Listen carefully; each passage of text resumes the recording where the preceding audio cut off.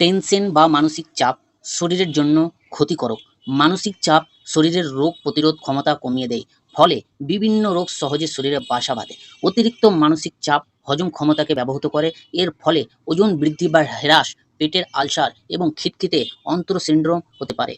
মানসিক চাপ উচ্চ রক্তচাপ, হৃদস্পন্দন বৃদ্ধি এবং হৃদরোগের ঝুঁকি বাড়ায়। দীর্ঘস্থায়ী মানসিক চাপ শারীরিক ক্লান্তি এবং দুর্বলতাও তৈরি করে।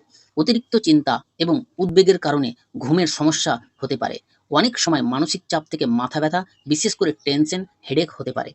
এর বাইরেও পেটে ব্যথা, ডায়রিয়া, মুখ শুষ্ক হয়ে যাওয়া, অতিরিক্ত ঘাম হওয়া, অস্থিরতা, কাঁপুনি বা পায়ের দুর্বলতাও দেখা যেতে পারে। মানসিক চাপ উদ্বেগের কারণ হতে পারে। অতিরিক্ত দুশ্চিন্তা এবং মানসিক চাপ বিষণ্ণতা তৈরি করতে পারে।